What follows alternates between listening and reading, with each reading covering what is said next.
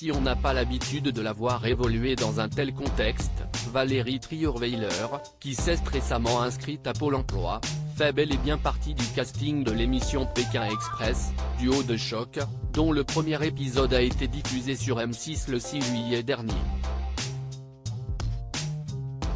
La suite du programme est à retrouver dès ce soir sur la chaîne, avec donc la présence de la journaliste, qui est venue sans son compagnon Romain Magellan. J'ai refusé, dans le passé, de faire plusieurs émissions de télé-réalité. Pékin Express est une émission que j'aime, que je regarde. L'idée, c'était de partager cette aventure avec ma meilleure amie, avait-elle expliqué afin de justifier sa participation.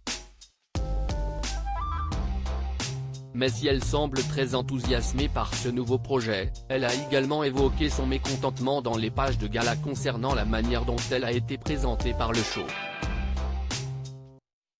Car pour information, elle a été introduite comme ex-première dame, suite à son ancienne histoire avec François Hollande, président de la République française de 2012 à 2017.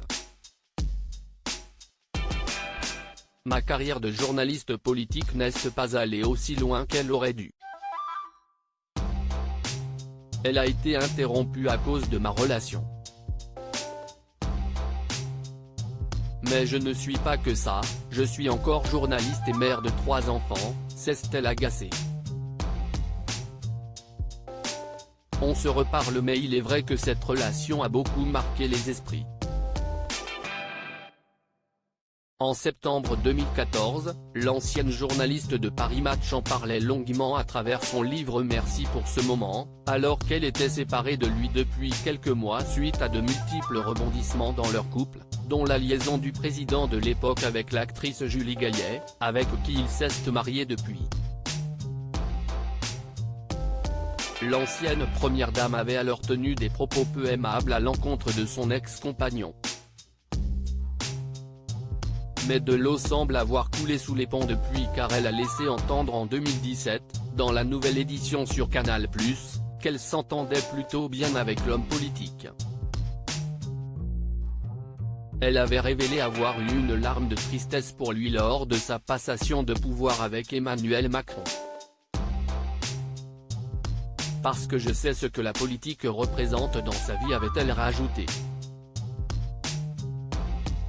Ce qui a conduit la journaliste à en dire un peu plus sur ses rapports amicaux avec François Hollande, et notamment sur leur rendez-vous en cachette. Rien n'est vrai dans ce que vous pouvez lire dans les médias. On se reparle, on s'est revu sans que quiconque le sache et on a échangé une demi-heure avant la passation des pouvoirs, a-t-elle confié, avant de rajouter qu'elle l'a sollicité par message afin de lui souhaiter bon courage avant la cérémonie. Elle décrivait notamment leur relation comme apaisée.